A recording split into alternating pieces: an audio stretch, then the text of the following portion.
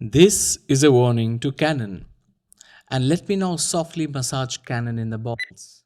Now, back in September of 2022, Canon put out a statement telling third-party lens manufacturers To stop producing unauthorized autofocus RF lenses. Now, at that time, there were only a few companies making such lenses, but the backlash was immediate.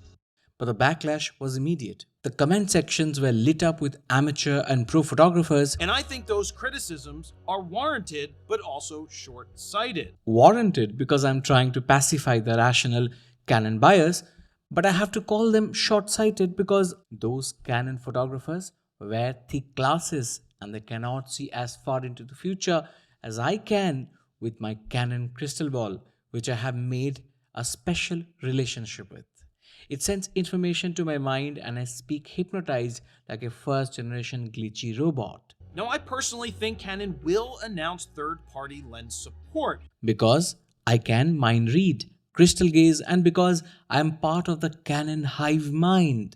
But you please don't worry about all that.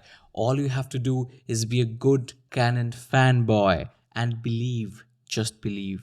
Faith is everything. But the way they've been handling the situation, which is to say nothing, isn't helping their cause at all. The cause, as you all know, is to dominate the camera market by cutting it very thin and by dominating every price point with lots of options, all of which will always be a tease, leaving this or that feature out, so that out of the goodness of your heart, you just pay more and buy one more camera. After all, market share is religion. But here's my take. Here's my take, and I said it back in September. Canon will open their mount up to third-party lens manufacturers like Sigma and Tamron. As if all Tamron and Sigma lenses are the next best thing and God's favor to mankind, and as if all Viltrox and Samyang lenses are crap.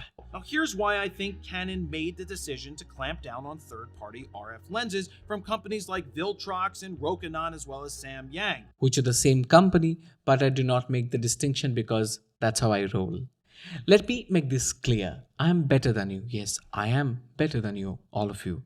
Therefore, I know better, and my Canon hive mind knows what's best for you. You idiots are so stupid, so brainless, so directionless. Like an ostrich not knowing where to fly, as if the Earth's fucking magnetic poles have shifted, that I need to tell you, like a big brother, what the Canon Queen Bee is thinking, and she's telling me that you are all worthless sons of guns who do not know your ass from your mouth. And therefore, we had to take the decision to save you from getting terrible picture quality on the highest resolution 24 megapixel full frame cameras ever made in the world. Because, of course, Viltrox and Samyang are noobs and they just cannot make lenses worthy of our vaulted, genetically superior Canon brand of picture. We are sons of Mother Canon and we know better. We are not just saving you from seeing through cheap third-party trash lenses, we are saving your soul from them. Let me make this clear. This is my opinion. I do not speak for Canon. Canon just speaks through me. Canon simping is sign of true moral center. I think Canon simply didn't want subpar quality and subpar autofocusing lenses to lead to bad customer experiences with their cameras. We are just saving you because you morons do not have the brains to tell a bad lens from a good one, judging by how we gobble up our trash RF 1.8 lenses. Therefore, we have decided to save you from yourselves, or else you'd fall prey to the potential harm of the brilliant Samyang 135 1.8 that the Sony users can enjoy. But then the Sony users are smart cookies. You should know your lovely place as stupid simps. The last thing you want people doing is complaining that their cameras suck when the facts are it's the unapproved third-party lenses. Because in my new love dopamine drunk Canon hive mind, I have found more people complaining about R5 and R6's bad performance owing to bad third-party lenses than the number of people who complained about the non-existence of any third-party lens. Obviously. And that's why Canon chose to tell a pedestrian shit show like Viltrox, whose 75mm 1.2 can resolve for the highest pixel density sensor ever, the 40 megapixel APS-C XT5 sensor brilliantly, to cease and desist. To tell the likes of Viltrox to cease and desist. In my opinion, there's one thing Canon can do to stop the bleeding. they need to make a development announcement that in 2023, Sigma and Tamron will start developing lenses for the RF mount. They need to give newer lens manufacturers a roadmap to RF approval. Announce that there's a path to the Canon stamp of approval, even if you make it almost impossible to meet. Because obviously the newer third-party lens makers will have to cost their products at 1/3 of the cost of the Canon lenses, and therefore they will never actually be able to get approved. At least it looks like you're trying to be inclusive. At least it looks like you're trying to be inclusive, and always trust Canon fanboys to buy it and forget the trick. Haven't we always done well with the Canon triple hammer? Haven't we? They make more money when they buy Canon lenses. We make money when they buy Canon lenses. Yes, when they buy those other stupid poor idiots aka Canon fanboys, which is you. No?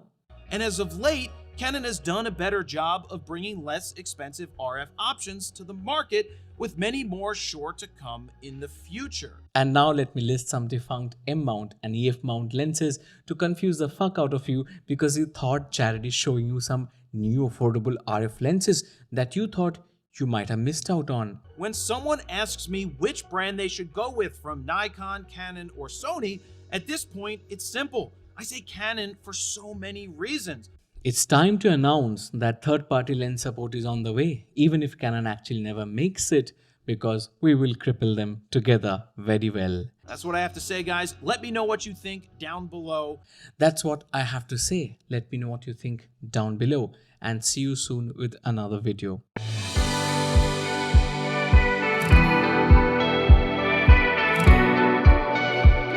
I think I have a very simple definition of bias. The simple definition of bias when it comes to camera channels is that if I ignore the problems that people are facing and still speak on behalf of the company, defending the company, then that's bias. And that's a bias that cannot be justified. Now, I may have love for a certain brand. I love Nikon or Fuji. I may have love for a certain brand.